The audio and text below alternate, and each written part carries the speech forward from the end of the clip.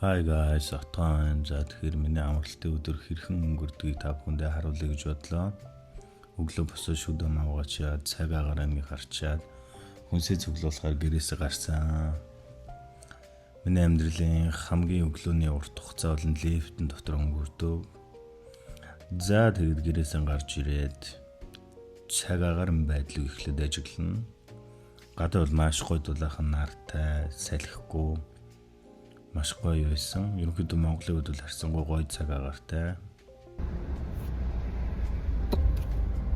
За тийм лайк дараад сабтараа дэмжээрэй наа. Let's go guys. Бахруугаа авцгаая. За тэгээд явсаарлаа. Би тэг маханд явхаас өмнө маргааш ажиллах газартаа багж авах хэрэгтэй. Тэгэхээр надад багж авахгүйс учраас ажлынхаа хахаас очиж түлхүүр багж авах гээд явсан. Манайхаас гайг ерөнхийдөө ойрхон 7-8 км л байдаг. Тэг манайх ерөнхийдөө далааргүй ойрхон болохоор бас тийм өндөр байшин байхгүй. Ерөнхийдөө жоохон сэлүүхэн талтай. За тэг Монгол шиг гарцсан дээрээ ганц хоёр зогсчихдаг машинууд бол байна. Тэгтээ яг өөрхөн аваараа татцсан байна. За тэгээд ахыхаа гэрэн гадаа очлоо. Тэгсэн чинь 7 хоногт нэг л удаа гардаг. Заханд байрнуудын доор гараад ирд юм лээ. Тэгэд энд нь болохоор цэцэг жимс, хүнсний ногоо, ховцоос өөр зарахгүй юм баг байхгүй те. Манай Монголын эрдэнэсийн арал шиг л юм байлээ. Тэгээд ахаасаа багж авсан. Түлхүүр, MP, маск, каск гэд бүгдийг л авлаа. Тэг манайх нөгөө маргааш ажил маань 2 хуваагдах болохоор. За тэгээ багж авч дуусаад гэрээс нь гарсан.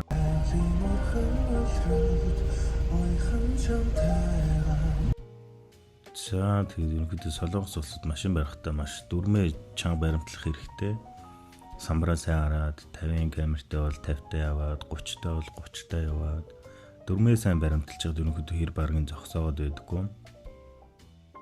За тэгээ махныхаа газар ирлээ. Содон хүнсгээ би нэг давхартай байдаг. За тэгээд маань содон хүнсийн инх ах маань орсон ч наа өгтөж явсан. Сэмэн үзэн зах юу анги мэдлээд хамгийн дөрөнд махны үнийг харъя гэж бодсон. Махны үнүүд ерөнхийдөө харьцангуй миний авч яснаас 1500 гаруй нэмэгдсэн байлээ. За тэгээд энд бол байхгүй зүг арц, коровка, хям, талах сүгэ бүгд байгаа. За тэгээд дараахан өрөөнд болохоор ингээд бөөндөө сайхан шагаа тоолдог. Шагаа харвал Монголын нэгсэндээ соёлын өв. Тэгээд энэ болохоор манай баг болохоор содон өв гэд баг. Тэгээд ерөнхийдөө гадаадын улс орнд ингээд Монголынхон өв соёлыг таниулна, өөр хоорондоо хөгжөөнд наадгаа болгон тоглож өөр хотуудад тэмцээн болж тоглоно. Энэ болохоор надад айгүй гоё таалагддаг. За тийм мэдээж махаа авчи дараа нь хүнсээ цуглуулсан. Тэгээд ерөнхийдөө коолол харагдчих. За тэгээд гэрийнхэн гадаа баг ирсэн. Ерөнхийдөө гадаадад амьдарч байгаа хугацаанд айгүй гоё тухтай орчинд амьдрахыг би л хүсдэг. Яа тэгвэл нутгаа санах нь баг, тийм мэдээж стресстэх нь баг. Ажил хичээлдээ явж ирчээ ядарчаад маш гоё орчин чамайг хүлээж аваад бас айгүй тухтай мэдрэмжийг авах болов гэжтэд ерөнхийдөө айгүй тухтай гоё вивтэй газруудаар сонгож амьдрахыг хичээдгээ. За тэгээд манайх ингээ 9 давхартай бас террастай.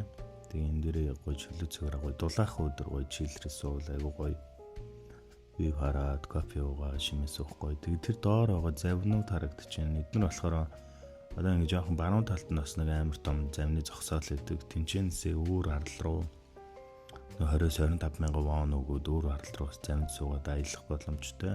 За тэгээд гэртээ орж ирээд хүнсээ махаа хөргөчөндөө бүгдийн чихээд сайхан хоньны хавирга авсан. Тэрийг чанж идсэн. Сайхан өнөртчихлээ шүү. Тэгээ хажуугаар нь бас ажил амжуулнаа. Мэдээж хувцас авгаан.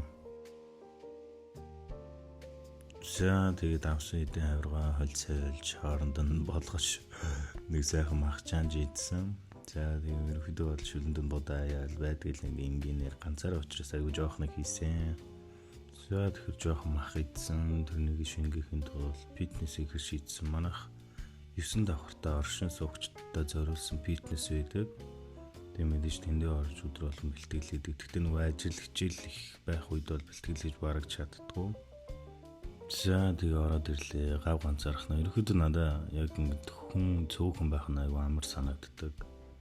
Яа гэх юм бол яг өөртөө жинхэнэ тулдаад яг өөртөө нүүр тулж хийх аюу гой санагддаг. За тэгээ эхлээд хүзүү толгой нуруу өвчөө хавирга сүвээ бүгдийг халаанаа.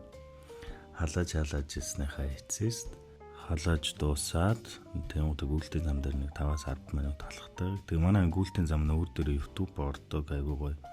Тэгээ энэ дээр одоо би Болдоотрын дууг тавиад сонсгож байна.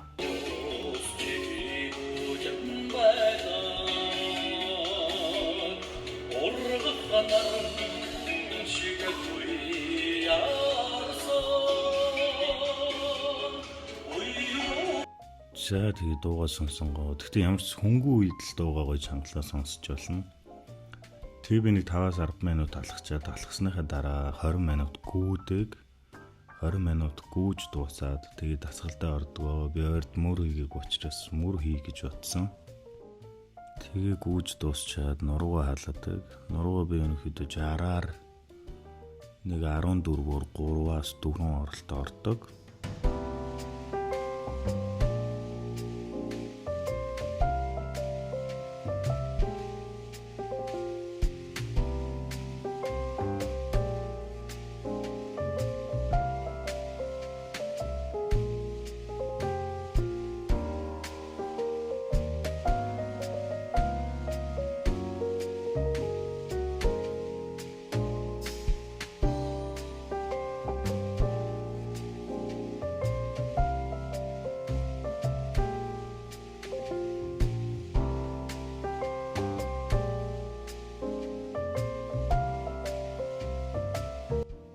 За тэгээ ерөнхийдөө дасгалаа хийж дуусчаад хөөсөн хөөлтөө харна хэр хөөж ингэ. Би нэг амар нэг тийм бодвилдингийн гаруучг бүр амар бамбар замбар тийм булчинтай болохыг нэг хүсдэггүй зүгээр л энгийн сайхан байвал гоё юм болов гэж боддоо. Тэгээ бэлтгэлээ дуусныхаа дараа дахиад нэг 5-10 минут алхаад тэгээд ерөнхийдөө миний бэлтгэл дуусдаг аа.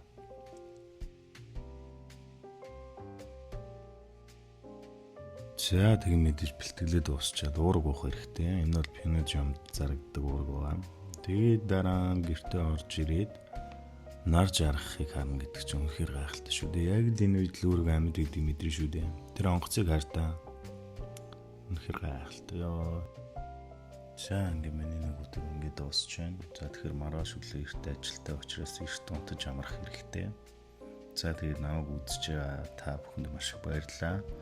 Яа. За тэгэхээр манайхаа лайк дараа, сапа дараа намайг дэмжээрэй. Цаашдаа илүү олон гой бичлэгээр иргэд уулзцгаая. Дараагийн бичлэгээр уулзлаа. Түр баяртай guys.